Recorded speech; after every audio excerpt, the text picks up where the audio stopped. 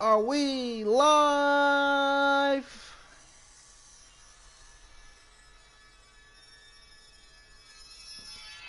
I think we're live, WWE fans and ladies and gentlemen. Thank you for joining me for my SmackDown review. Welcome to the channel. I'm Brendan Ingram here with your WWE SmackDown August the 28th, 2020 SmackDown review. Of course, we are going to go over what all happened on SmackDown, and this show was an absolute fucking joke. And I'm gonna tell you right now, number one, this show was the worst SmackDown, the worst useless SmackDown show of 2020. Number two, the ending was good, and number three, the middle and the end of the show absolutely sucked. The start and the middle of the show was absolutely nauseating, god awful. I'm just gonna tell you right now. I went on ahead. I just thought I'd go ahead and tell you all that.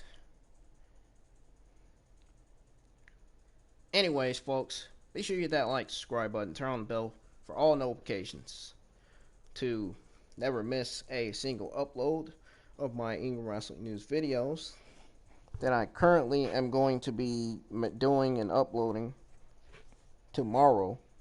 I'm going to be doing news on betting odds for some of the matches that are booked for Payback. So be sure you check those videos out, because of course I'm going to be giving that news out, and as well as more Ingram Wrestling News as we speak. And I also got another Dragon Ball Xenoverse 2 video that I'm going to be doing today. It's going to be on how to do Parallel Quest 2, and then it's going to be one on how to do Parallel Quest 3, and so on.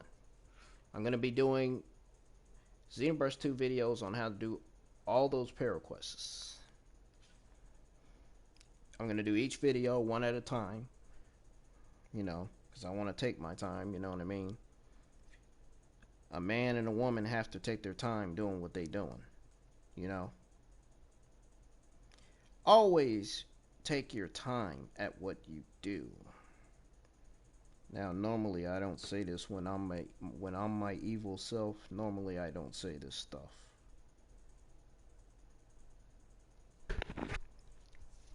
But I'm not gonna lie. I'm gonna admit I am a complete badass when I am my evil self. No kidding. I am. Seriously. You all should admit. You all need to admit right now that I am a complete badass when I'm myself. When I'm my evil self.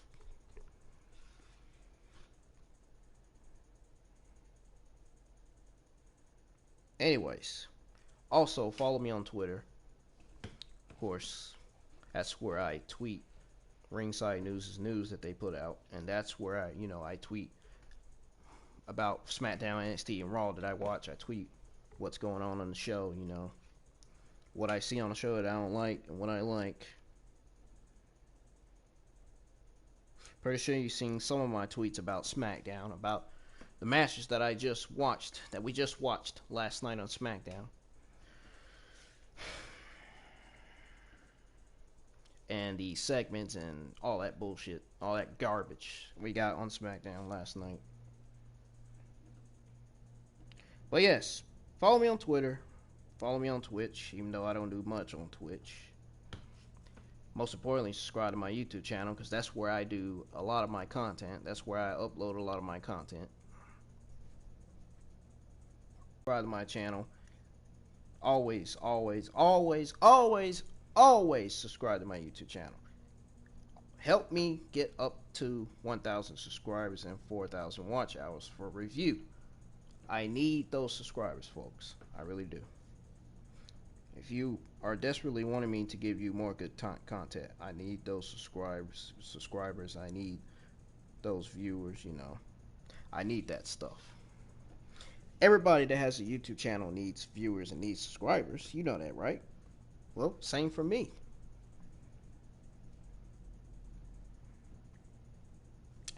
So before I get started, folks, I just want to give you some sad news.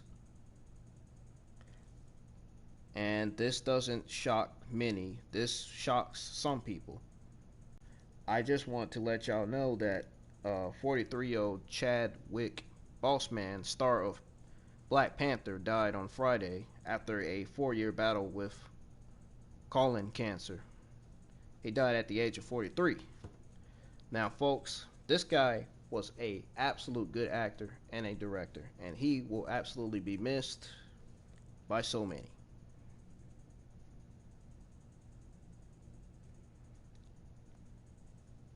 He will definitely be missed by a lot of people.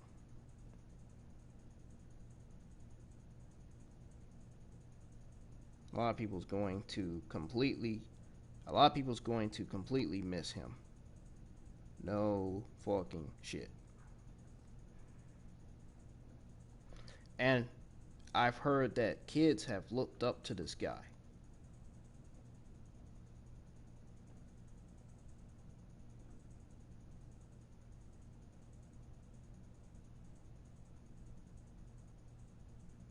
Yeah. But seriously, Chadwick Boseman is really going to be missed. He really is going to be missed. We lost a good director, actor, a good African American male. He was one of the best directors and actors of all time. In everybody's opinion, he really was one of the greatest directors and actors of all time. Not only was he an actor and a director, though. Not only was he an actor and a director.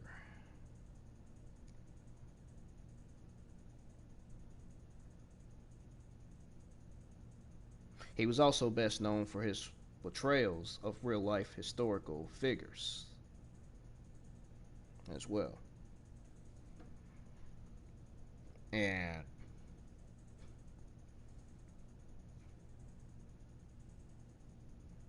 you know, he had awards and nominations and all that. He's won awards and stuff. You know, because his movies, man, he did great as an actor, man. His movies were great. He had a lot of movies. Movies including the Black Panther, the Captain America Civil War, and the Five Bloods. I know those are the movies that I remember seeing him in. Those trailers of him, I remember seeing them. But Chadwick is going to be missed. You know, he's definitely going to be missed. He was gone too soon. Now, let's get to the SmackDown review, folks, shall we? Yes. Let's get to it. So, you're not gonna believe what SmackDown opened up with, folks. To those of you who did not watch SmackDown, who are tuning in for my review, who are just now joining, you're not gonna believe what we got on SmackDown. You're not gonna believe what we got.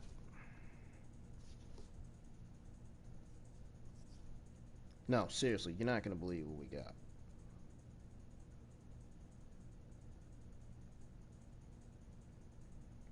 So we got a cold opening to SmackDown.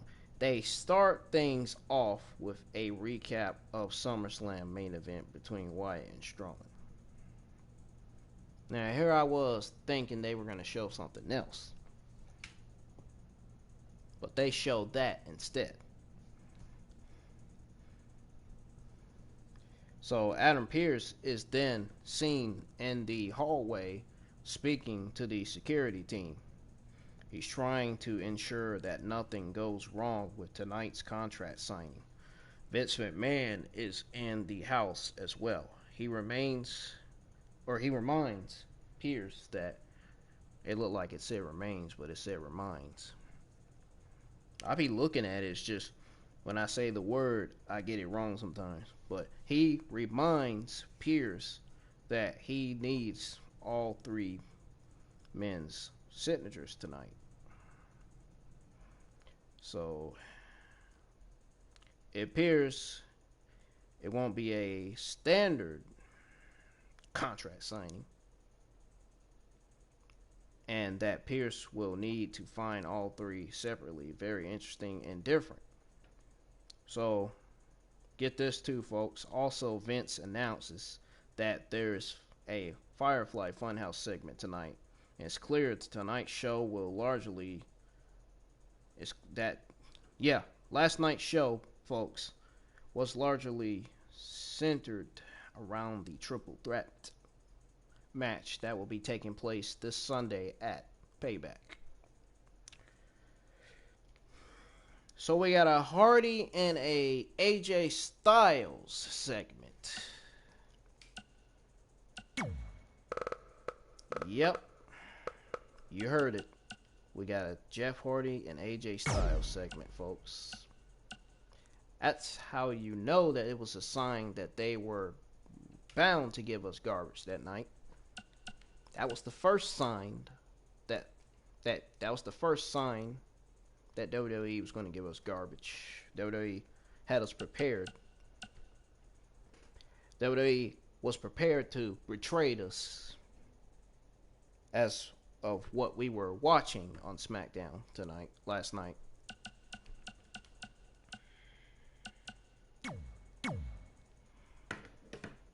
I was hoping it would be a sign of relief, but it was a sign of we were going to get garbage that night.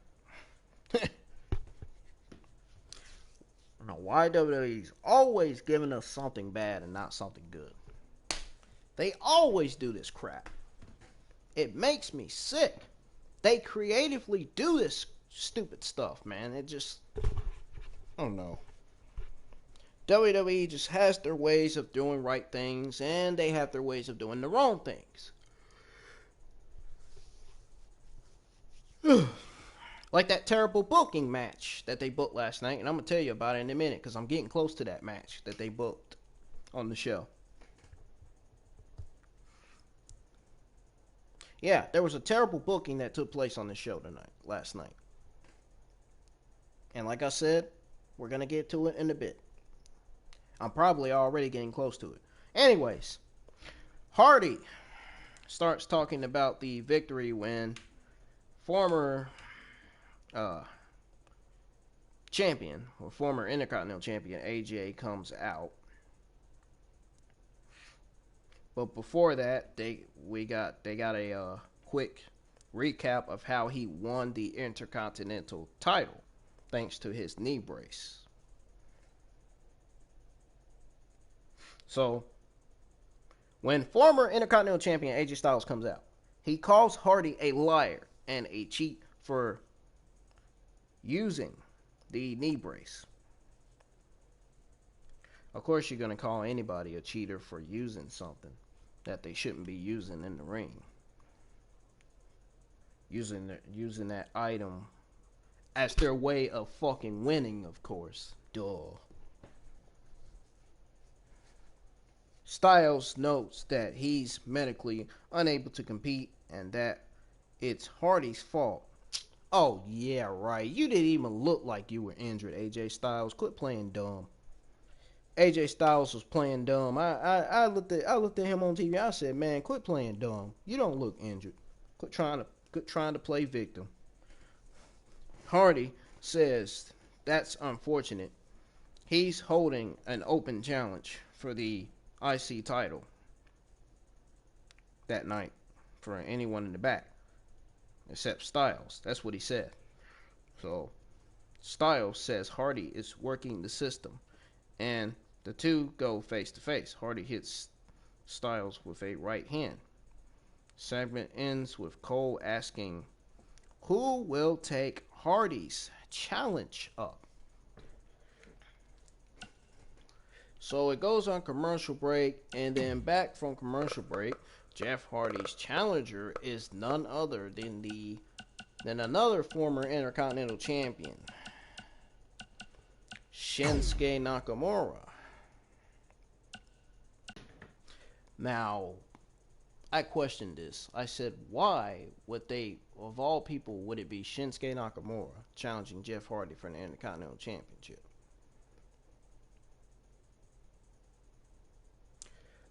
Maybe this could be because this could be leading to a breakup between Cesaro and Shinsuke Nakamura. Maybe that's why they put him in the match to lose on purpose. Cesaro and Shinsuke Nakamura could be breaking up soon. There was a possible tease that they could be breaking up. Just like the same with the Lucha House Party, and I'm going to get to that in a little bit as well. Anyhow, I guess because WWE creative WWE management wanted to put Shinsuke Nakamura in this title match. I mean, don't get me wrong.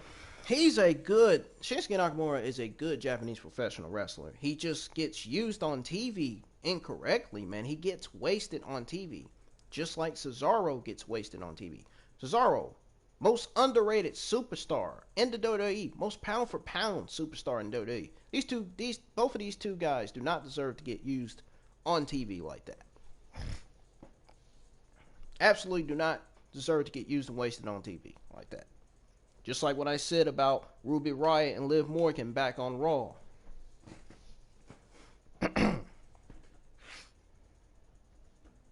So anyways. So when they come back from commercial break, Nakamura has accepted Hardy's challenge. Styles is at the announce table. Strength test early. Nakamura slips behind for a waist control. He grabs Hardy's right arm now and concerts it. So Hardy slips out and targets the left arm of Nakamura. As you notice, I'm kind of reading slow. I'm taking my time tonight. Or it's morning now, so I might as well say morning instead of night. But I'm taking my time this morning because I don't want to misspell anything. I want this review to be good. I don't want to misspell shit on this review. Alright. So, anyways, Hardy slips out and targets the left arm of Nakamura. They move to the ropes. Nakamura regains control with a headlock. Nakamura off the ropes, but Hardy reverses with a hip toss. He takes Nakamura to the mat and hits a jumping elbow drop. The story being told at ringside is that Hardy's knee still isn't 100%. I wonder why my sources, Ringside News, named their website Ringside News. Maybe because of WWE. Maybe because of the ringside. I don't know. Just a thought, just a question. Anyways, Nakamura targets the injured right knee of Hardy now. He grounds Hardy. Cesaro is shown in the back. He is asked if Nakamura is more ambitious for taking the IC title opportunity, and Cesaro says no. But then Nakamura is more ambitious. Wishes him luck in winning 2 titles tonight. So back to the match. Nakamura is still targeting Hardy's knee. This time in the ropes. Hardy gets up, still favoring the leg. Hardy survives a suplex and sends Nakamura into the announce table. So they go to commercial break. And then, back from commercial break, Hardy is in control. It's vintage Hardy here with a basement dropkick and a big splash. Of course, it's vintage Hardy, duh. He's been around WWE for a while. Long time. For years, he's been around WWE. Of course, Michael Cole was going to call him vintage Hardy. Ow! Because that's what they call Matt Hardy, too. So Nakamura is picked up, but gets control with some hard kicks. Both men to the top rope now. Hardy knocks Nakamura down with Whisper in the Wind. Hardy still clutching knee. He's still clutching his knee. Both go to the corner. Nakamura escapes, lowers Hardy into the ropes, and hits a sliding suplex from the middle rope. He goes high risk now with a jumping knee. Goes for the cover and gets a 2 count. Nakamura looks for the Kinshasa knee strike. Misses. Hardy goes for a twist of fate, but it's countered. Bunch of counters in a row now. Hardy hits the twist of fate finally. He goes to the top rope and hits the swanton for the win. Styles continues to call Hardy a cheater. Of course, Hardy retains his title over Shinsuke Nakamura. So after the match,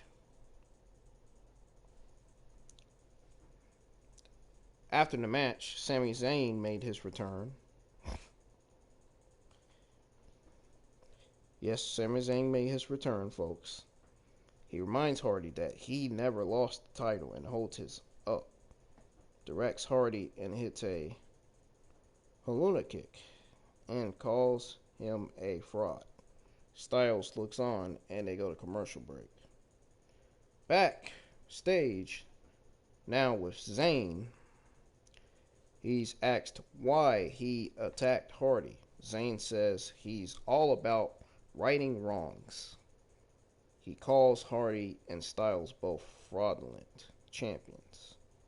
Reminds the people that he never lost his title. He's asked why he hasn't been able to defend the title over the last 5 months. He dodges the question and says he's a man of the world and speaks in French, very assuming.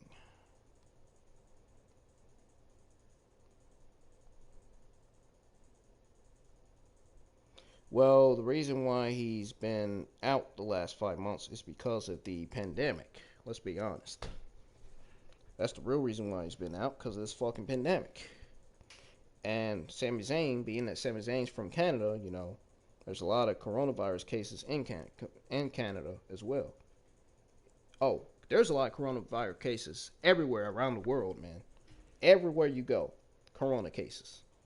There is some in Canada, trust me.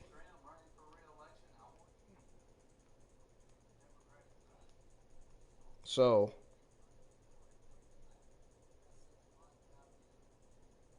anyway.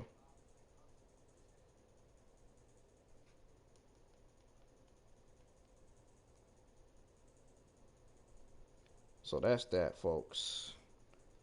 And I got something to say about this.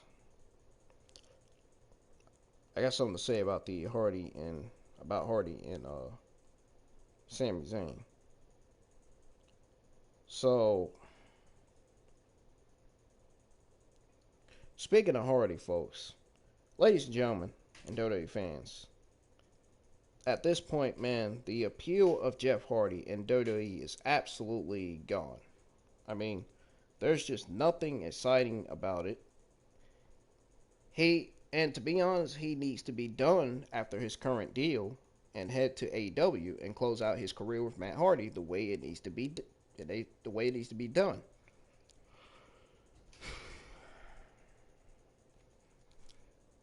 I think it's as simple as it is. As simple as it can be. It's simple.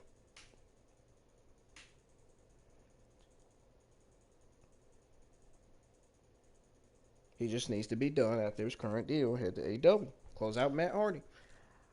I think that's what needs to happen right now with Jeff Hardy at this point. You know, that's exactly what I think needs to happen, and I hope some of you actually agree with me when I say this. So, anyways, moving on. So we got the Firefly Funhouse, folks.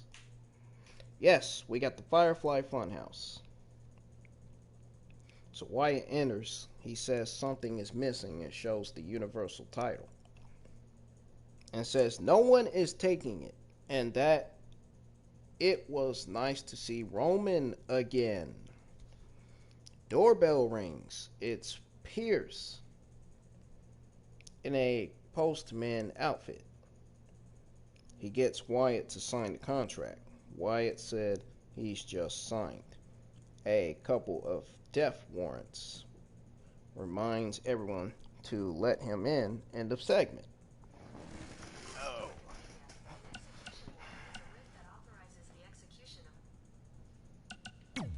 Okay, woman, I didn't ask you to talk. Anyway. So, we got a Matt Riddle promo here. Matt Riddle, the original bro. So we got a video. He says Corbin is scared to fight him.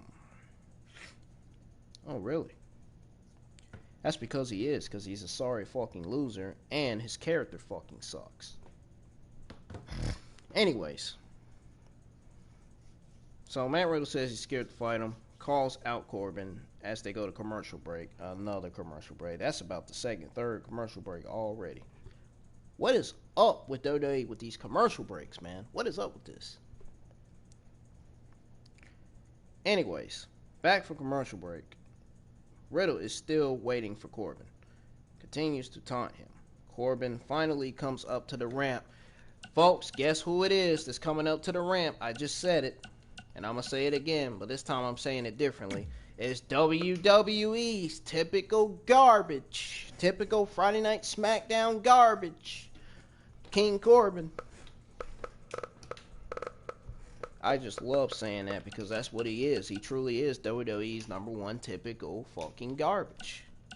I mean, his promos is garbage. His character is garbage. What he does in the ring is garbage. Jeez. Thing about him is garbage.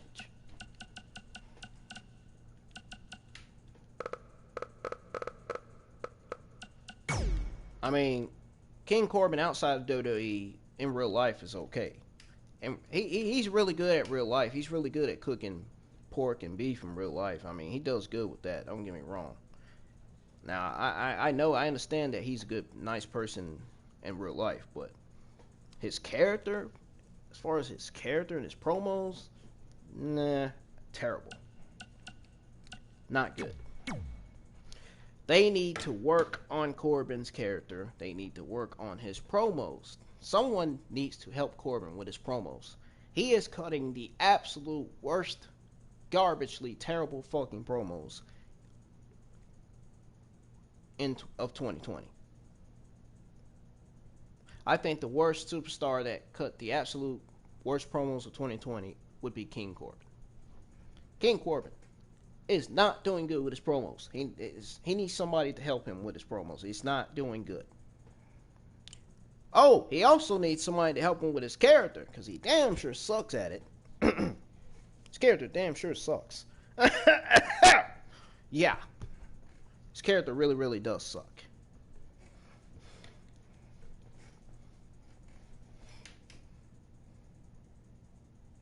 Excuse me, just being funny. Yeah. Anyways, Riddle is still waiting for Corbin. Continues to taunt him. Of course, Corbin finally comes up. And this is what pissed me off. Corbin comes up after he cuts his terrible promo. Out of nowhere, Shorty G comes right behind Matt Riddle and attacks him. See, this is what pisses me off about this fucking goddamn show. The fucking garbage, terrible fucking booking that they do on the show. So once Shorty G attacks Riddle from behind, he wants to try for the King's ransom again. Riddle hits a suplex, gets control. Shorty G gets up, hits his own tiger suplex for a near fall. Shorty tries for the rolling suplex. Riddle counters into a running knee. He hits the Bro Derek for the 3.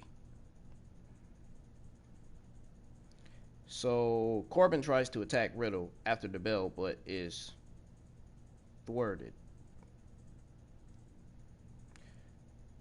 folks, I'm sorry. I gotta say this. But that was the most absolute terrible booking on the show. Why would you book Shorty G versus Matt Riddle after he's been attacked from behind? Oh, after he's been attacked from behind, now you're gonna try to book Matt Riddle versus Shorty G? Does this even make sense to anybody? Clearly doesn't make sense to me. I really don't give a shit, to be honest. I'm just calling it like it is.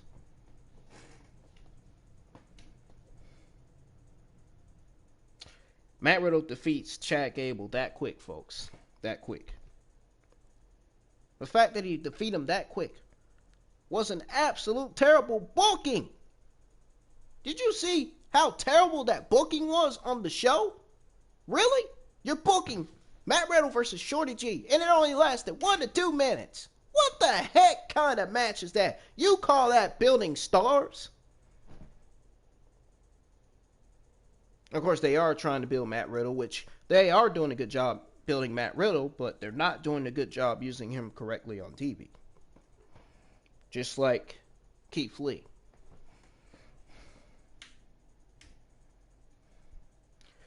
Why? Why would they put Matt Riddle in a feud with King Corbin? They should have found someone better than King Corbin to put Matt Riddle in a feud with. I just don't understand it. Why can't Matt Riddle just be in a feud with Shorty G instead of Baron Corbin? I would much rather see Matt Riddle in a feud with Shorty G than WWE's typical terrible fucking garbage King Corbin. Let's be honest, because I don't like seeing King Corbin on my TV. I want him off my TV because I don't want to see him on my TV, just like the Moronics. Same thing I say about the fucking Moronics.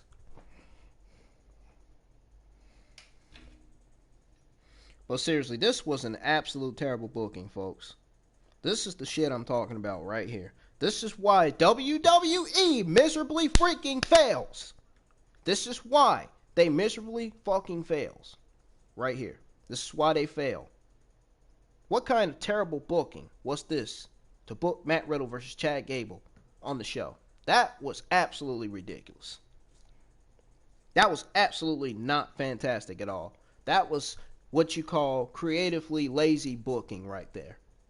That is what I call creatively lazy booking. That what I just saw. But Matt Riddle got a win. Okay, good for him. But that booking you did, that was lazy. That was absolutely nauseating, terrible booking decision by WWE.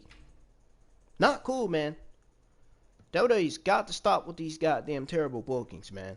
See, this is part of the reason why the ratings be going down, because they got all this terrible booking, and then they give us this garbage shows. You know, it don't do any good to have audience if you're giving us a garbage show, which is why you are losing your audience, because you're continuing to give us Monday night, Friday night garbage week after week after week, and you're losing. It seems like week after week after week when we get garbage, it seems like they lose more audience week after week after week, because WWE creatively does not do their jobs.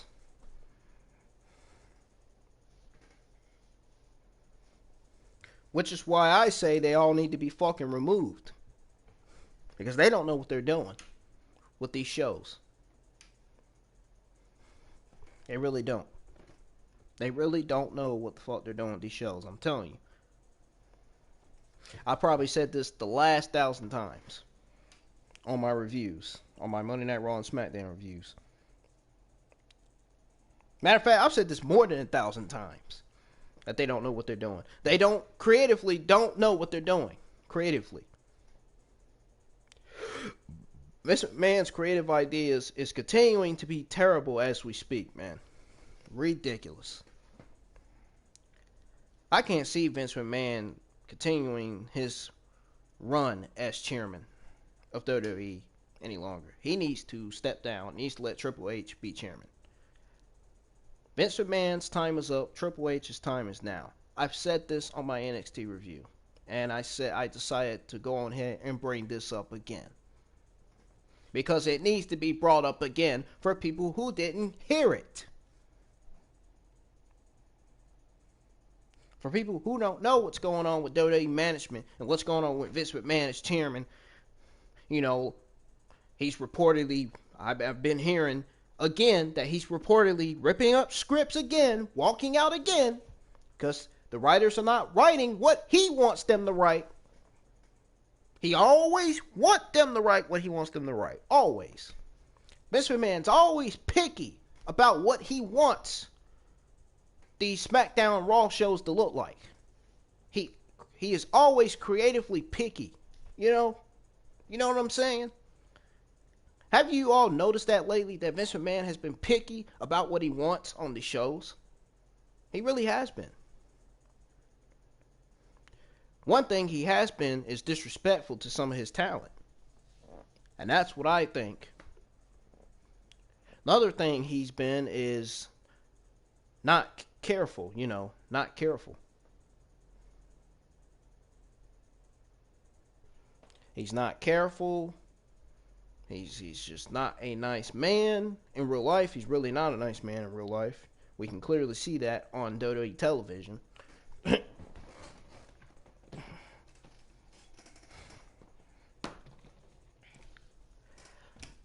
Folks, WWE allegedly let a alleged sex predator into their ring.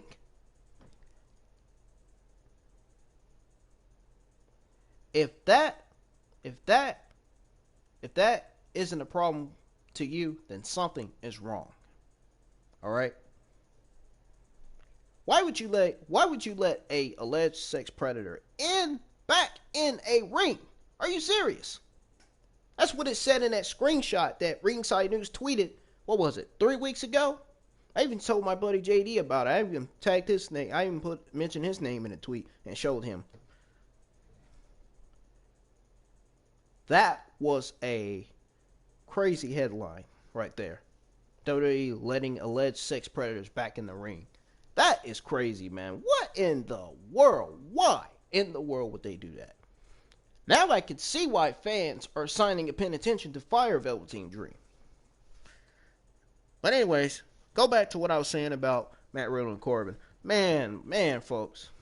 Corbin really needs to work on his promos, man. He if he could work on his promos and his characters, maybe his characters will be more better than less better.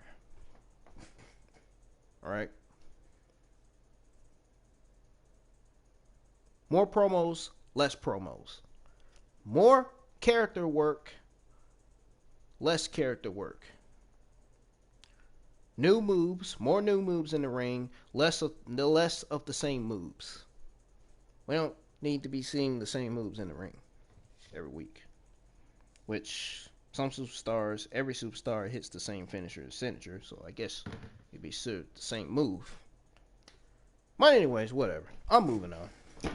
Fuck this. So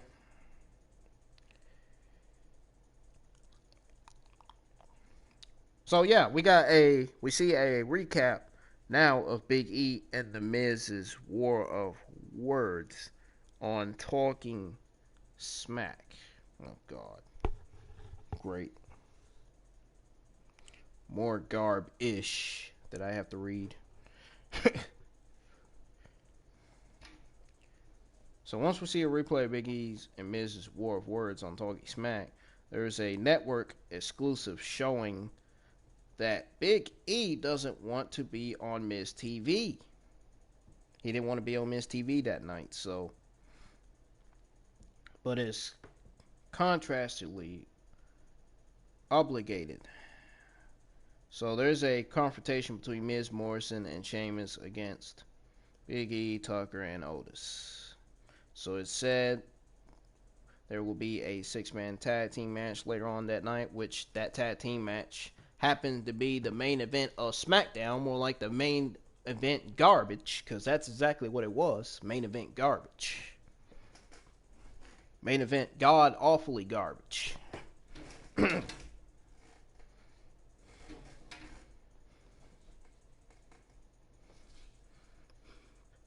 So we're going to get to that in a minute. We are going to talk about that. So anyways. So we head back to the back. Otis is joking about salami with E. What the hell is that? Salami. What the fuck? What is he, a fucking ice cold Guinness? Salami. What the hell?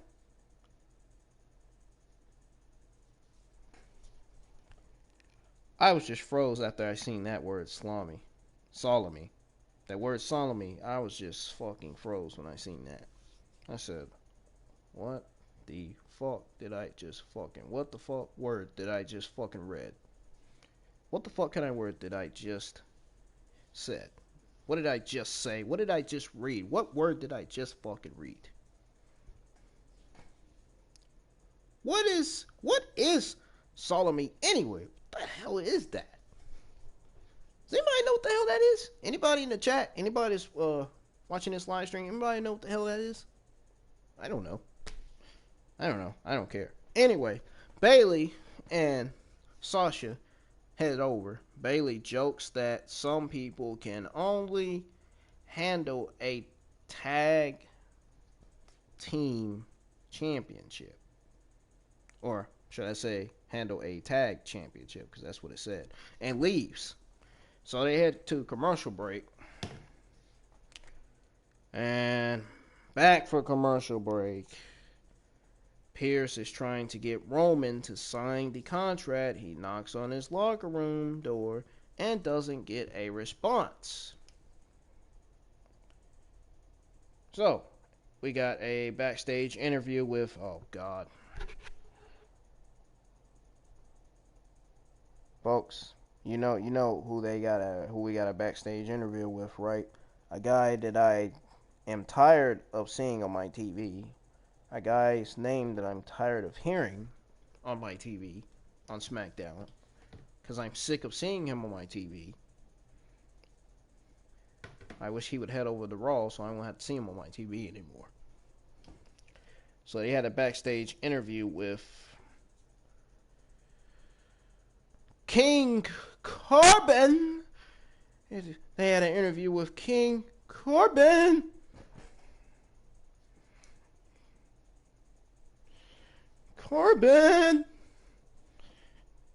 So, interview with Corbin.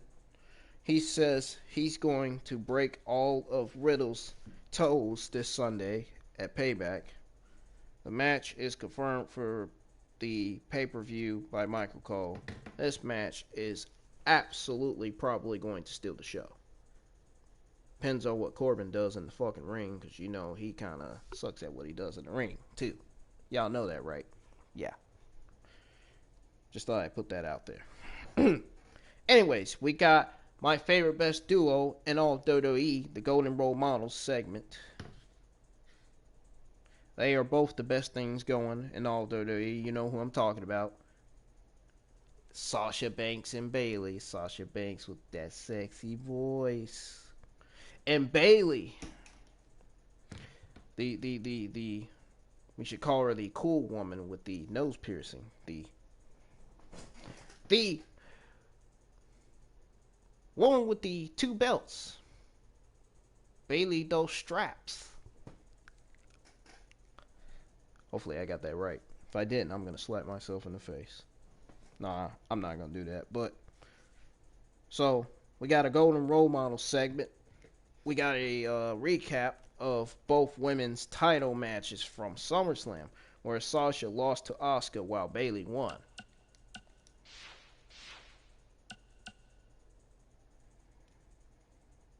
So Bayley says her and Sasha are the best tag team going. Damn right. Oh yeah, prove my point. Which is exactly what I was going to say about them too. The best. Oh yeah, they are right. Pretty sure JD was happy about that when they said they were the best tag team going. He probably said, "You ain't lying."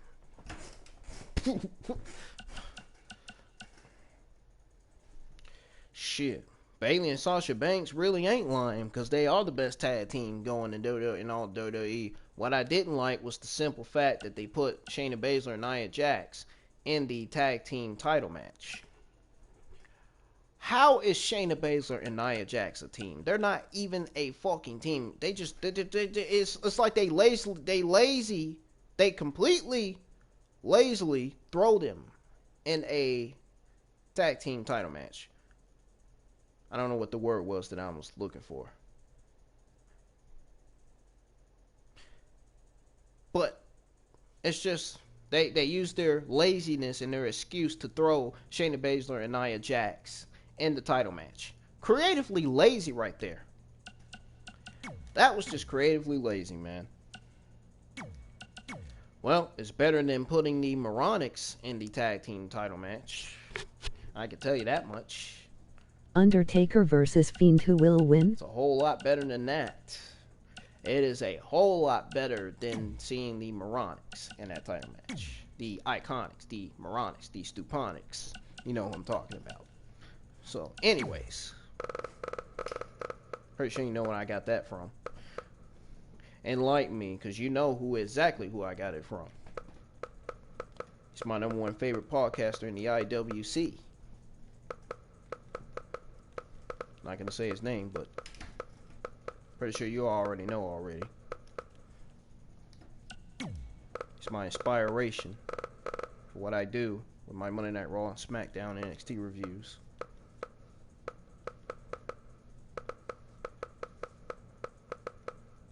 It's my inspiration and the reason why I do these reviews. 3 reasons why I do these reviews: to get views, and to, give y'all an idea of what's going on with these shows and how bad. Drew versus Urko, who will win? To try to make my reviews to make sense. That's 3 reasons right there. Now, I am trying to find Sasha Banks and Bayley. I am scrolling everywhere to find them. I'm like sitting up here looking at the screen, literally like, where the fuck are they at? Oh, here they are. Here they are! This heel Bayley on this game looks nice. Seriously. So anyways,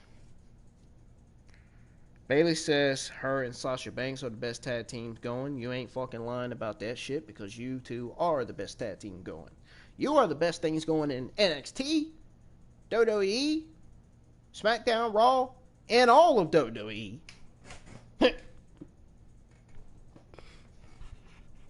They are the best things going in pro wrestling. Period. So, she referenced Sasha's loss at SummerSlam and declares that it's her fault. Oh, now you're trying to blame her. Oh, okay. Okay, see, I see where you're trying to go now. See, something's happening between these two. Y'all noticing? Something's happening between these two. It's getting closer and closer. Time for Sasha Banks to turn on her best friend. You are worst cause you are really worst by GN. Close to that storyline. That storyline we've all been waiting for. Sasha Banks and Bayley. Oh, it's only a matter of time before Sasha Banks implodes on Bayley. And I cannot fucking wait to see it. Because it's going to be fucking fan-fucking-tastic.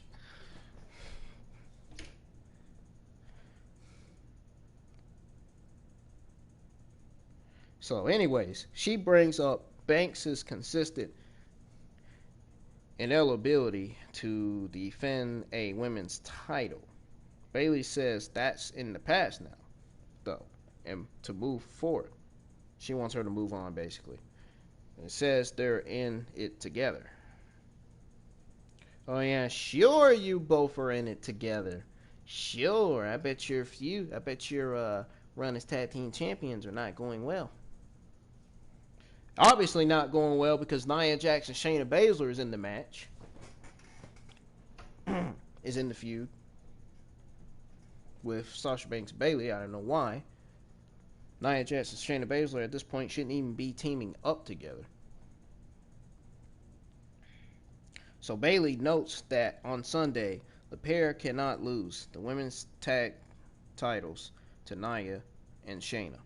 Banks says Bayley is still her best friend and that they're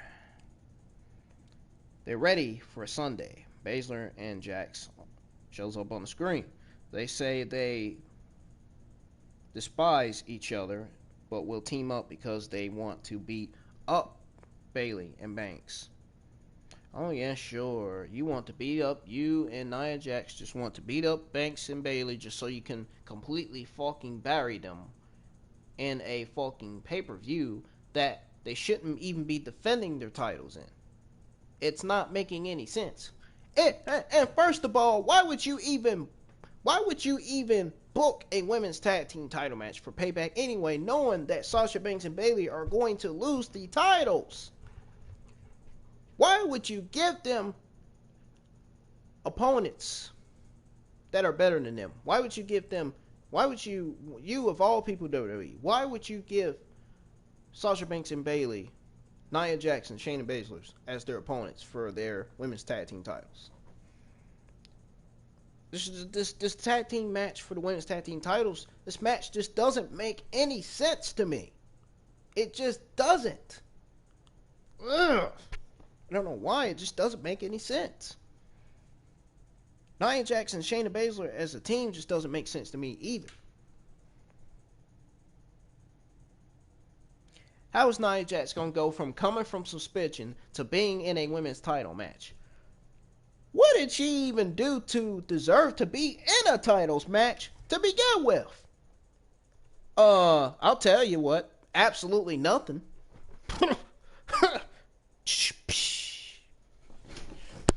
Absolutely nothing. I wish I was playing that instant button right now. That instant button. Because that's what I needed to be funny.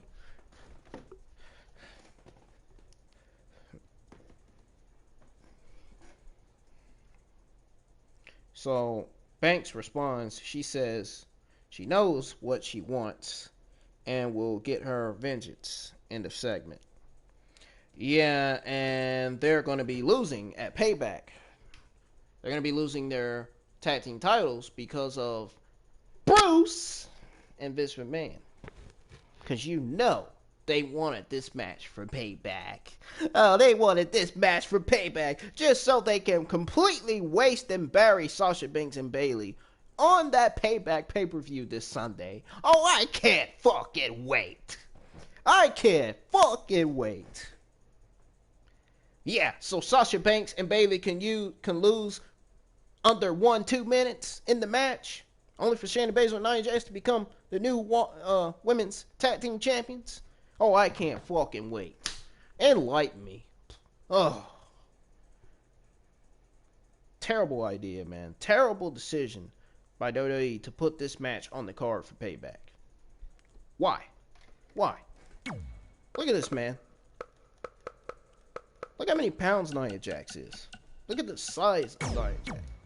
Nia Jax and Shayna Baszler as a team, man, oh man, it's only going to take 2-3 minutes in that match. I'll be surprised if this match ends in a butch. I'll be surprised if Sasha Banks and Bayley rolls up Nia Jax or Shayna Baszler for the 1-2-3 and retain the titles. Shayna Baszler and Nia Jax will be so mad they'll both be going at it. So, folks, that's what the card's going to look like. That's what the match, that's who they're going to look like. That's what it's going to be at Payback. This is the match that's going to be at Payback for women's tag team titles. Comments down the session below. What are your thoughts on this match? And who you think, which team and who you think is going to come out as the new women tag team champions? I have Sasha Banks and Bayley as the favorite because I know they are going to come up with a smart plan. What Sasha Banks and Bayley is going to do is they're going to either roll up Nia Jax or Shayna Baszler for the 1-2-3. I think it's going to be butched. That's what I think is going to happen. It's either going to be butched or Bayley and Sasha Banks are going to use their smart thinking and they're going to roll them up for the 1-2-3. I just said that in the open. I just said that the first time.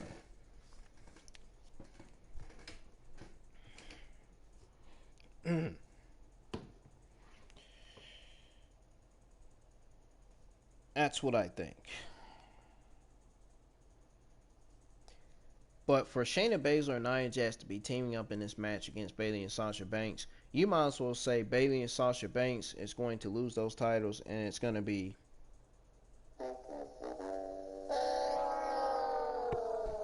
I mean, you got to admit, they're going to lose. Shayna Baszler and Nia Jax is twice as better than Sasha Banks and Bayley. But Sasha Banks and Bayley as wrestlers are better than Shayna Baszler and Nia Jax. But I think Sasha Banks and Bayley are still going to retain the titles, and Shayna Baszler and Nia Jax is going to have at it in the ring. Sasha Banks and Bayley is going to hightail it out of there before Shayna Baszler and Nia Jax faces off and even goes at it at each other, because they lost the titles. That's what's going to happen. That's what I think is going to happen at the end of the match. Sasha Banks and Bayley is going to retain the titles, hightail it out of there. Shayna Baszler and Nia Jax going to be brawling in the fucking ring, and then that's going to be the continuation of the Nia Jax Shayna Baszler feud. That's when I think the Shayna Baszler and Nia Jax feud is going to start. I don't think Shayna Baszler and Nia Jax are winning those titles, folks. The way this booking is, this match is, that's why I say it doesn't make any sense to be booking this women's tag team match for Payback.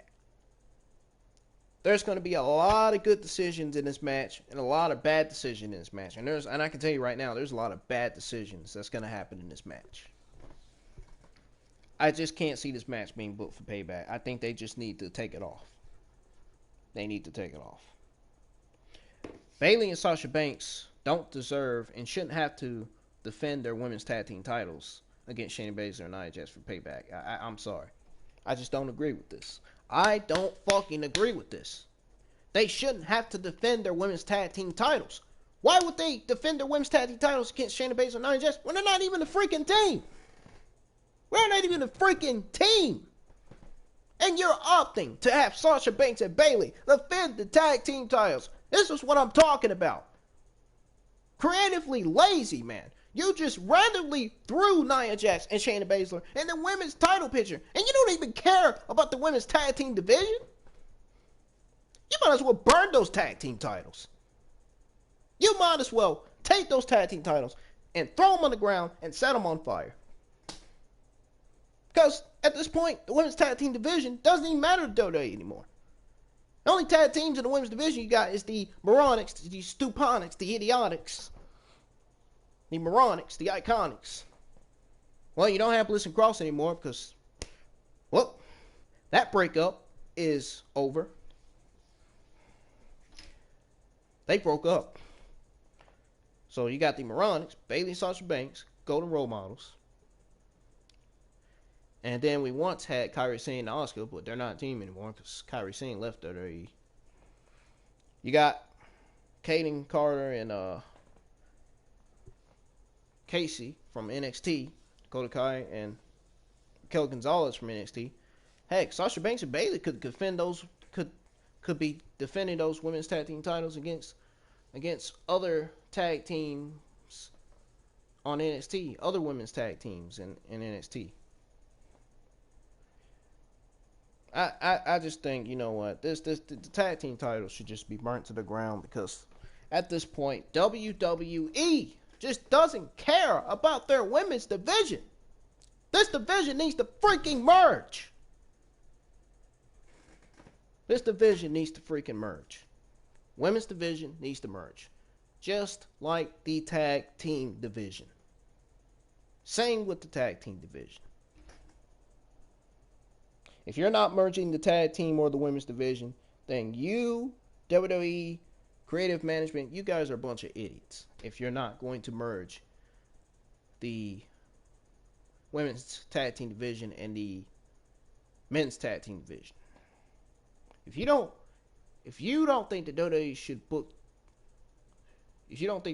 should merge the women's and men's tag team division, then something is absolutely wrong with some of you people. I think they should merge the men's tag team division and women's tag team division. Well, no, not the women's tag team division, but women's division. Merge the women's division. Merge the men's tag team division. Because on SmackDown, you only got Lucha House Party and Shinsuke Nakamura and Cesaro. Forgotten Sons are rumored to return, but when? When? We haven't got confirmation on when. I haven't even got confirmation on when they're returning. I don't even think Ringside News has an idea of when they're returning yet. I'm pretty sure I'll find out from Ringside News sooner or later. Because they are my sources. They are my good old friends on Twitter. So I'm pretty sure I'll find out from them soon when the Forgotten Sons are supposed to be making a return. There was even a thing where Jason Riker said it's time to return. I think he said that on social media. But seriously, merge the women's division. Merge the men's tag team division. Didn't JD from NY206 say on his off the script, merge the division? Yeah, WWE. Why aren't you merging the division? Oh, because you're scared to merge the women's division and the men's tag team division? Clearly, the man on his off the script podcast said merge the division, and you're still not doing it. Just like the simple fact that WWE is failing to build new stars. Just like the simple fact that they can't even book anything right on these goddamn shows. Might as well shut the goddamn whole program down. Jesus Christ, man.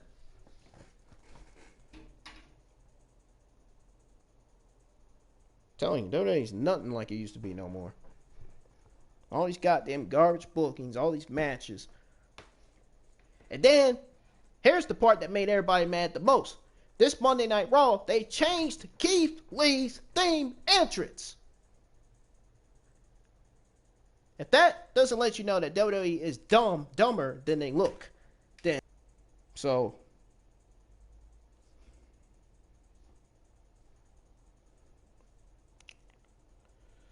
anyhow, Pierce is in the back with Drew Gulak. Gulak wants revenge on Strowman for attacking him last week.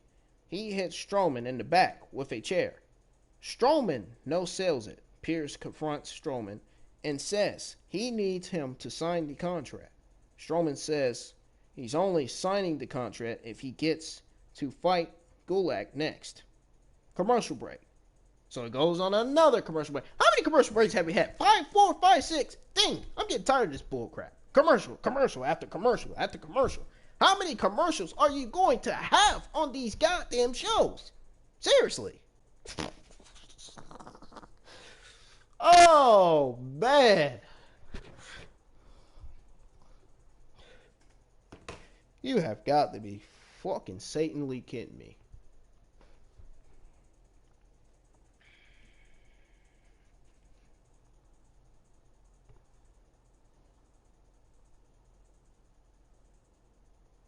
Oh, great.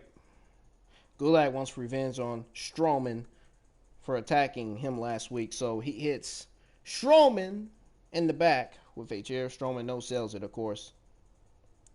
But he confronts Strowman and he says he needs to sign the contract. Strowman says he only signed the contract if he gets to fight Gulak next. Commercial break, back from commercial break. Cesaro is talking to Nakamura. He says he needs him in his corner for his match tonight against Kalisto. Zayn joins them. Nakamura is upset that Zayn didn't say he was leaving or coming back. Zayn wants to reform the Artist Collective. Cesaro won't comment and asks Zayn to leave. Damn. You might as well say, hell! Shinsuke Nakamura and Cesaro didn't even need Sami Zayn to be their manager to freaking begin with. I don't even know why Sami Zayn was even their manager in the first place.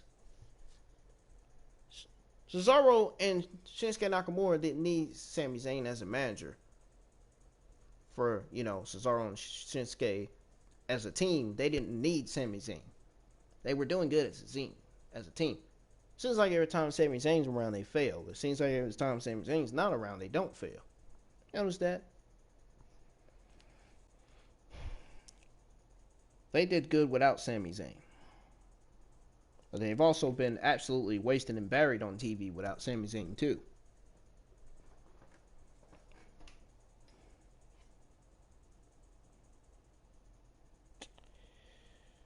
The reason why I said, oh, great, is because I mentioned the name Braun Strowman, more like Braun Slowman. Yeah! He's rolling around in the ring like a train. That's Strowman. Strowman's character is not working. That's Strowman. Strowman runs so slow around the ring. Yeah, that's Strowman.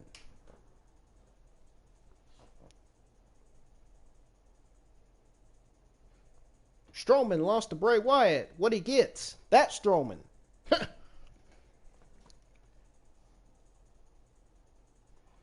Anyways.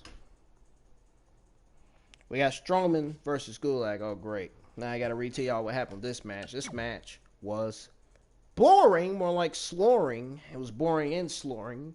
It made me want to pick up the remote control and change the goddamn channel. That's not what I did, but I should have. For the sake of the... Nope, I'm not even going to say it. Fuck the greater good. Ha! Seth Rollins, you thought. Not the greater good. I wasn't going to say it. Ah, damn it. Now that I mention it. Thanks. Thanks a lot, Brendan.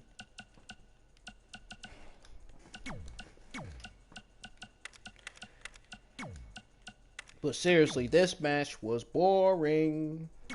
Just like the 6-man tag team match that I didn't want to watch on SmackDown. I almost immediately wanted to take my 2 hands and close my face because I didn't want to watch it. Boring match. Absolutely nauseating. Boring.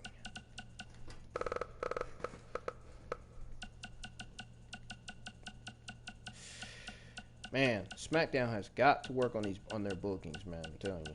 Seriously. This is ridiculous. Now, I know WWE better than that, man. Seriously. I've watched WWE for more than 8 years. Trust me, I know how this product is, and I know what this product needs to do. For 1, they need to build new stars. For 2, they need to better these shows. For 3, the ratings need to be going up for Raw and SmackDown, which they're not, because they don't give a shit about the ratings. All they give a shit about is what they want and not what the fans want, not what we podcasters want to see happen. And I'm referring to Vince McMahon and Bruce and that fucking dumb Kowalski, whoever that guy is. Whatever those people are. That's what I'm saying. They all need to be fucking removed. They don't know what they're doing with WWE. WWE management creative don't even know what they're doing. That's sad. That's the most sad part. Seems like as soon as the show starts, it immediately starts to get garbage. Right off the bat. Exactly what happened when the show started. So, here's what happened with this boring match between Drew Gulak and Braun Strowman. You gotta be freaking serious. Braun Strowman on my TV. Goddamn. Why? Another 7-foot tall man on my TV. That's slow. Hell, Baron Corbin is faster than Braun Strowman. I hate to brag. I don't know. Braun Strowman might be just twice as faster than him. I'd be surprised if they both were slow. I'd be surprised if they both end up getting in the race to see which one of them is the fastest. Baron Corbin or Braun Strowman? Probably Baron Corbin, because, you know, he is a former Golden Glove boxing, but that don't mean anything. To me, they're both slow. Anyway, Gulak in the ring. He's in the ring already. So, they got a quick video recap of Wyatt facing Strowman from SummerSlam. Another one. Really? No, how many times they showed that shit? That's how you know this fucking show was trash. So the match starts. Strowman is still in his street clothes. So he mauls Gulak, including a boring running senton. He tells Gulak that he asked him for this. And he hits a boring running power slam for the victory. Boring Braun Strowman wins. And Gulak gets completely buried and wasted by Strowman. See, this is what I'm talking about.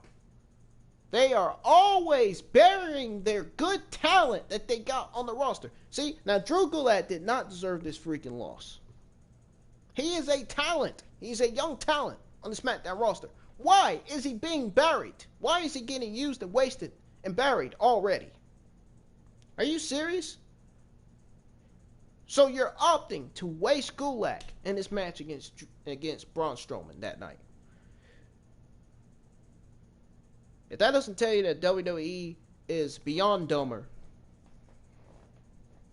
it's beyond dumber. That doesn't tell you right there that they're beyond dumber than what they do, creatively wise, as far as what they do, dumber.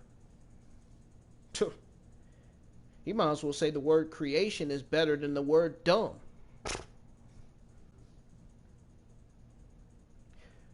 I think calling WWE dumb is better than calling them creatively lazy. I think calling them creatively lazy dumb. Look, and you know what? Vince McMahon and Bruce, they look nothing more than like bums.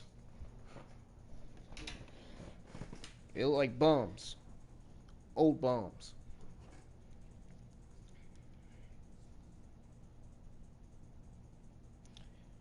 Oh, Vince McMahon can't get the ladies now because he's old. He's an old man. He can't get the ladies now. He can't get the ladies. More like he needs to step down as chairman. Creative ideas suck, Mr. Vince. Strowman signs the contract after the match. Great. Boring Braun Strowman signs the contract. So Kalisto asks his fellow Lucha House Party members to stay in the back of his match. Says they should watch how it's done. Cesaro attacks Cesaro and Shinsuke Nakamura attack both Grand Metalik and Lance Dorado from behind. So it goes to commercial break, and back from commercial break, we got Kalisto versus Cesaro. Folks, this was not an interesting match. I'm going to tell you why. Because seems like Cesaro was doing most of the work in the ring. I told you, man, this show just makes you want to turn the channel. Should have did a video of me saying, when SmackDown comes on, if you don't want to watch the garbage, all you got to do is pick up that remote, change the goddamn channel. There you go.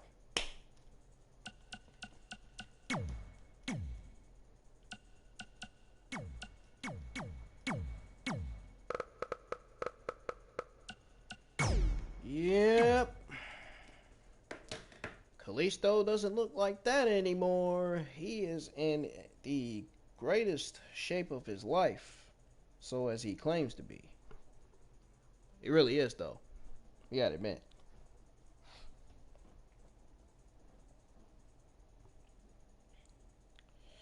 Yep, he really is definitely in the shape of his life.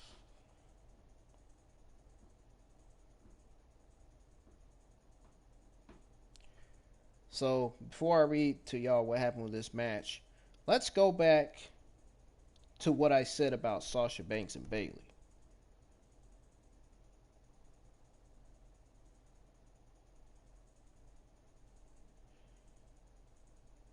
So let's go back to what I said about Sasha Banks and Bayley. So, to be honest, as a character, Bayley didn't really realize how bad that line was for her to say in front of Sasha Banks. So I can't wait for Sasha Banks to implode. And again, I'm going to repeat it again. It absolutely makes no sense for Sasha Banks and Bayley to have to defend their women's tag team titles against Shayna Baszler. And another one of WWE's typical garbage, Nia Jax at Payback this Sunday. Vince McMahon's creative ideas really suck. I've said that already. Terrible decision. Yeah.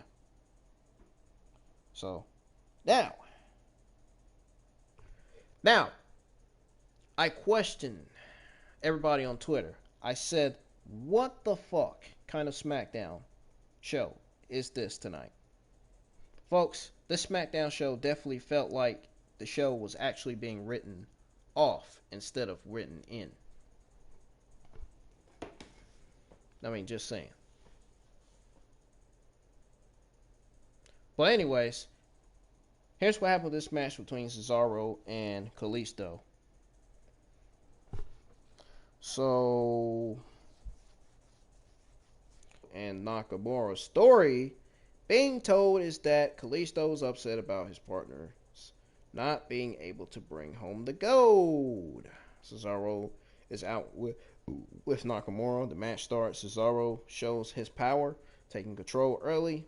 Of course, he's showing his power because Cesaro is one of the most per pound superstars in all of WWE. Most overrated. I said that already. Pound for pound. Reason why he showed his power. He's pound for pound in all of WWE. Former Raw and SmackDown Tag Team Champion. Guy's pretty good, man. So, Cesaro shows his power, taking control early. Kalisto gets momentum with two different head scissors. I don't know what that noise was. But anyways. One on the inside and one on the outside. Oops. Sorry about that, y'all. Cesaro reverses a dive from Kalisto into a backbreaker. And hits a body drop as well. Tries a second body drop, but Kalisto reverses. He gets two straight 2 counts. On attempted roll-up. Well there, okay. Cesaro runs to the corner. Kalisto reverses another attempted head scissors, but Cesaro reverses. Kalisto counters into an impressive DDT off Cesaro's shoulders and gets a 2. Story here is clearly Kalisto's speed against Cesaro's power. Kalisto with another head scissors. Cesaro falls into the middle turnbuckle. Nakamura distracts Kalisto. Cesaro gets a roll up for the 3 count. So, dissension in the match between the Lucha House Party. Kalisto walks out on the group, seemingly suggesting a breakup storyline for Lucha House Party. So I'm thinking here. I think a possible Lucha House Party storyline could be happening along the way. I don't know when. Don't be surprised if it happens after Payback, which I'm not going to be. And if it doesn't, then it may happen at the end of the year. The Lucha House Party breakup storyline I'm talking about.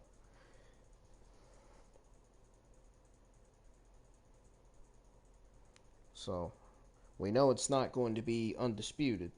It's not going to be nothing like the Undisputed Era breakup storyline. It's going to be I think the Lucha House Party storyline is going to be way different than the Undisputed Era storyline. I would much rather see the Undisputed Era storyline than the Lucha House Party storyline. UE storyline would be a whole lot better than the Lucha House Party storyline. Should imagine that shit happening on SmackDown. if they do it right. But anyways, so yeah, Cesaro picks up a win over Kalisto. It's like, dude, are you fucking serious? I mean, honestly, folks, who the fuck honestly writes this shit? Who the fuck honestly writes this shit show? Here we are, have a tag team division being held together by Scotch tape, and Cesaro is upset at Nakamura. Kalisto is upset with Lucha House Party. Vince, Bruce, why don't you just get rid of the fucking division? Oh, I'm sorry, Vince. My question to you is this your creative? Or should I be asking Bruce, since he's the one that's writing SmackDown? Since he's the one that seems to be writing SmackDown. I mean, seriously, man, this was terrible. Tag team division on SmackDown is absolutely becoming a joke. It really is.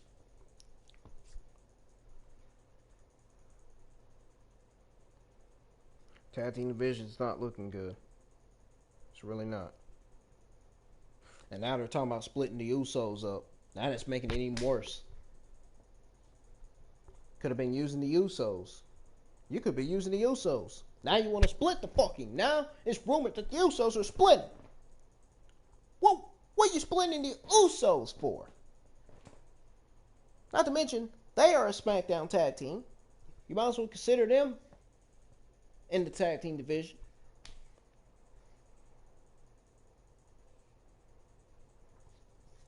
Might as well say the New Day splitting up too. You got all these tag teams in the tag team division splitting up. Why is WWE splitting up all of these guys? All of these tag teams in the SmackDown tag team division. What are you splitting all these guys up for? I don't understand. What are you splitting all these guys up for? Oh, so they can go on and be singles competitors and get completely buried and wasted on TV? Is that what you're splitting them up for? So they can have a singles run, so they can have a terrible singles run, so you can completely bury them and use them on TV? Probably why they're separating, probably why they're breaking these teams apart.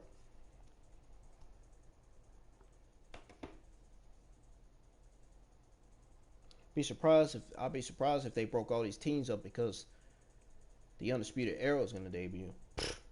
Be surprised about that shit. I really would be.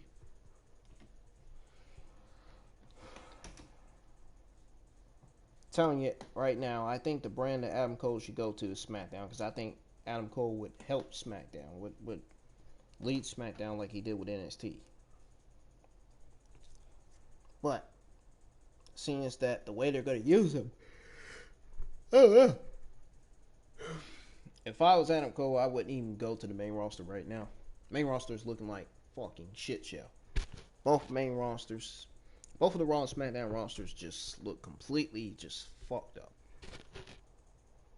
Raw roster looks way more better than the SmackDown roster. That's the even worse, sad part about it. And then look at the women's division. Look at the difference between the Raw women's division and the SmackDown women's division. Look at what SmackDown have on their women's roster. Look what Raw has on their women's roster. It's almost like Raw has done took all of the SmackDown women's talent and put them completely on the roster. It's like they did with Mickie James. Remember they put Mickie James. They randomly took Mickie James. They randomly put Mickie James on Raw. Mickie James should never return on Raw. That was a bad decision by her to return on Raw. Then you wonder why the SmackDown Women's division is short, because Raw is taking all the SmackDown Women superstars and putting them on Raw. Make sense what I'm saying? Folks, that's why there's something called merge the divisions. Why are you splitting up the teams when you should be merging the tag team division? Merging the tag team division would be a whole lot than splitting the tag team division. Merging the divisions would be a whole lot more than breaking up these tag teams. Having these tag teams split. Man. Sometimes I wonder about WWE's schedule, man. Their schedule's probably fucked up. Their schedule's probably straight up fucked up. Like flickety fucked up. That fucked up. Their schedule.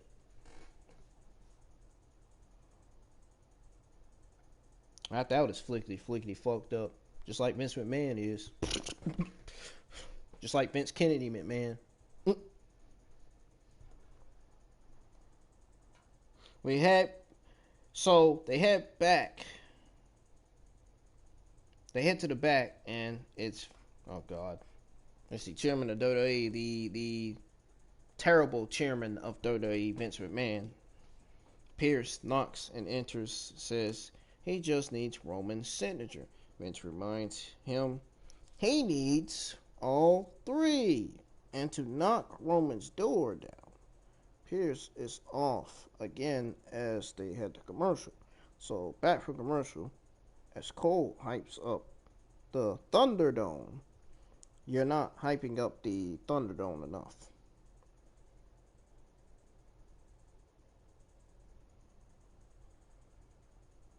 Nikki Cross and Tamina in the back now. Tamina asks how Alexa Bliss is doing.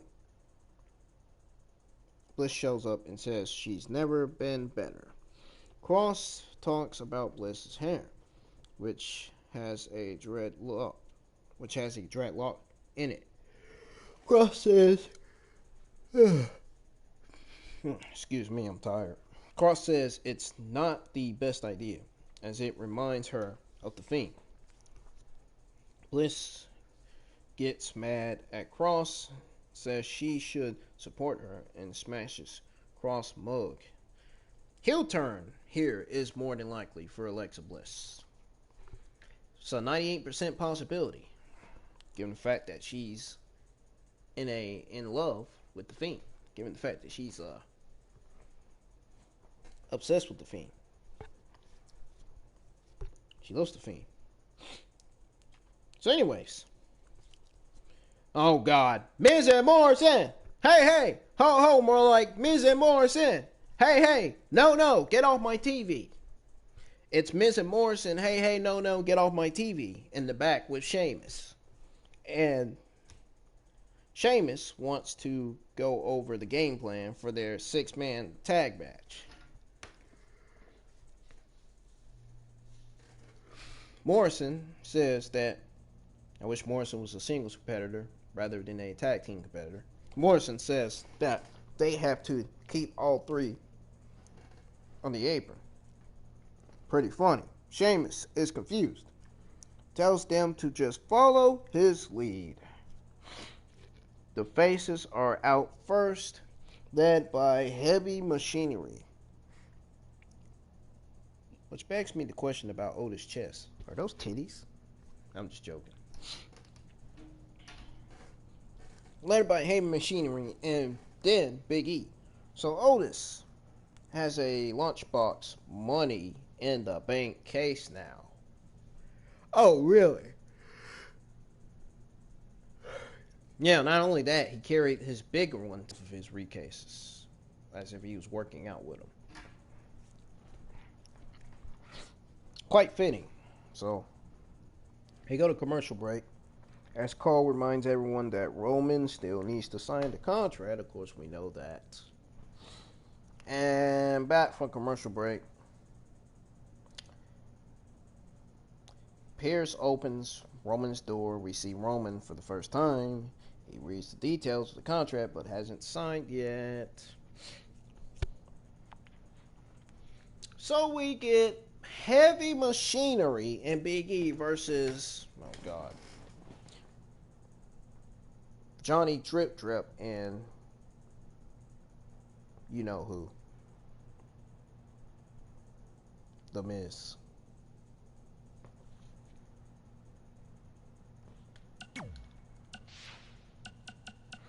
So, Heavy Machinery and Big E versus John Morrison, The Miz, and Sheamus.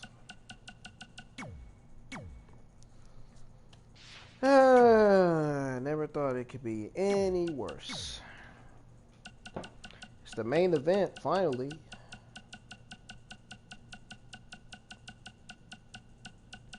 Folks, the main event was, oh, well, I'll say it at the end. I'm not going to say it right now.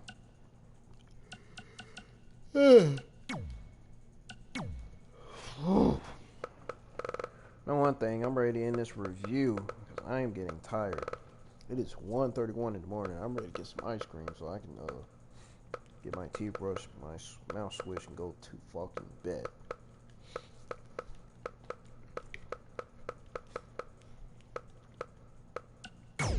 Alright, so we got Otis, Tucker, and Big E versus Miz and Morrison. Hey, no.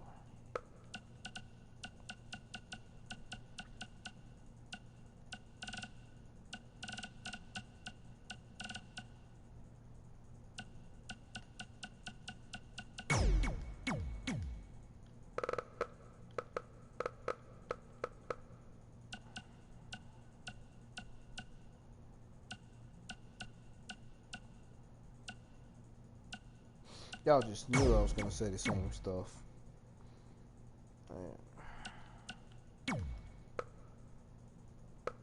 But some stuff I said differently. I said some different stuff on this review. Now we need to find Sheamus, the Celtic Warrior. Oh, not that Sheamus, this one. So here's what happened with the 6-man boring tag team match. So, back to the ring where the heels are now entering. The match starts. Otis gets the momentum early on. Morrison he gets the momentum early on Morrison, following by a 3-on-3 for the faces. Tucker in now and hits a crossbody on Morrison. Morrison fights back and gets the tag to Miz. Miz works Tucker over with some kicks. Another quick tag to Morrison. He continues to ground Tucker with elbows. Tucker takes down all 3 of the heels, but can't get the tag. He hits a drop kick on the outside to Sheamus and a big boot to The Miz.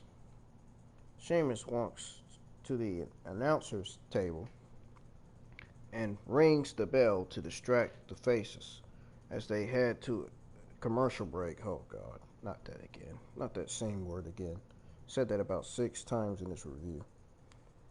So, back from a commercial break, Tucker is still getting worked over. Big E and Sheamus both have yet to get in this one. Sheamus wants it bad. Sheamus wants it really bad. So, Morrison works the neck of Tucker. Miz tags back in. Cole once again reminds everyone that Roman hasn't signed the contract. Morrison back in. But Tucker fights back with a hip toss. He fights back with a hip toss. Sheamus is livid for not being tagged in and leaves the match. It's now a handicap match. Miz back in as Tucker tags Big E in. He gets the upper hand on The Miz with a number of power moves. Morrison comes in for a double stomp to Big E. Otis then slams Morrison and hits a cow pillar on Miz. Gets a skull-crushing finale on Otis, but Big E comes from behind and hits the big ending on Miz for the win. So, after this match, to the back, and Roman says there's changes that need to be made to the contract. But will be at Payback and will win. He notes that's not a prediction, it's a spoiler, as the camera pans to Paul Heyman beside him. Roman Reigns is now a Paul Heyman guy. Intriguing end to the show with Roman being painted as a heel here. So hopefully we'll see what happens Sunday. No mention of Retribution last night, folks. Can you believe that? Shockingly, no mention of Retribution at all. Unbelievable. So, as far as the return of Roman Reigns' agenda and Roman Reigns now being Paul Heyman's advocate, this was a absolute fantastic move decision by WWE. Glad that Roman Reigns is back on my TV on SmackDown. The ending was good. Everything else on this show was absolutely nauseating awful. Godly awfully terrible. WWE can do better than this, seriously. Folks, this was the worst terrible SmackDown show of 2020. And so therefore, I am ending it here. This is the end of your August the 28th, 2020 Friday Night SmackDown review. Thank you all for joining me. Thanks for watching. Thanks for listening to me. I hope you all got an idea of what went down on SmackDown. To those of you that missed SmackDown last night, I tried to make these reviews, the SmackDown NXT and Monday Night Raw reviews, make sense. I try the best I can, you know. So, you know I try. You can tell I try. But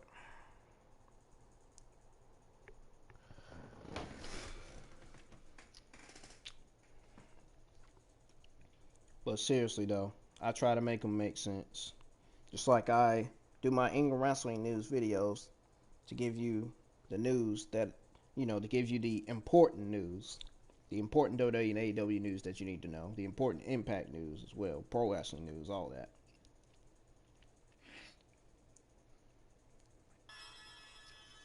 But, folks, this is going to do it. I hope you all have the rest of your good, blessed weekend. I'm going to try, but I'm still my evil self, so I may not have a good weekend.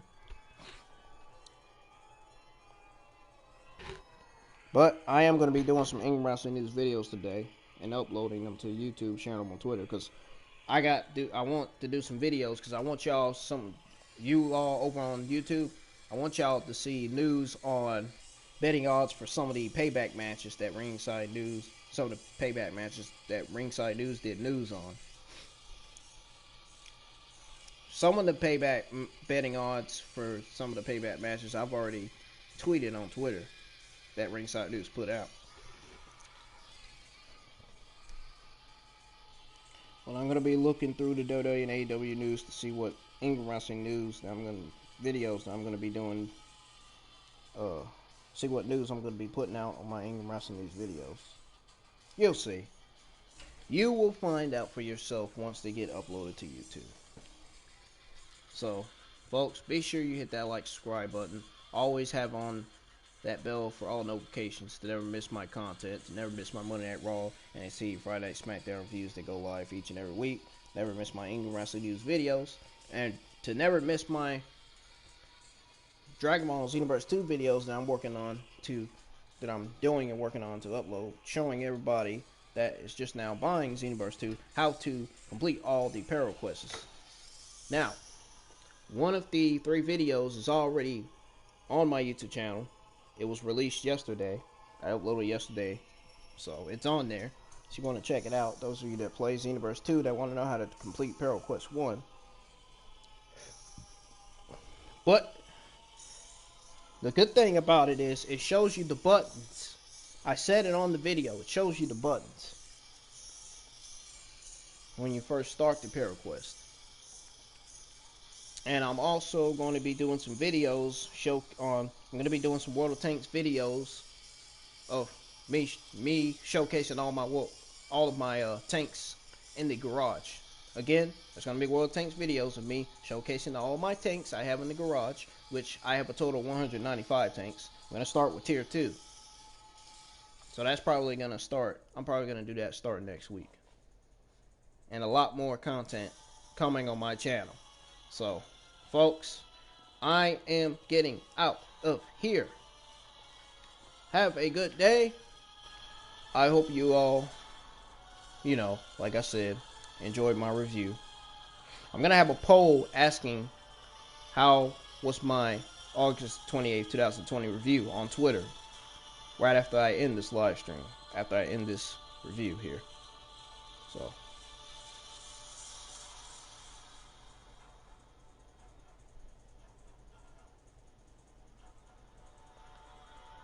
fake to original, do I care about what you have to say? No. I don't care. So, you can fuck off. See, I'm tired of people like this. I don't like people like that. I do what I want on my SmackDown, NXT, and Monday Night Raw reviews. I don't need your negative comments about me. I got people who enjoys my reviews. I don't need your negative comments. So I don't care. Goodbye to you too. Fuck off.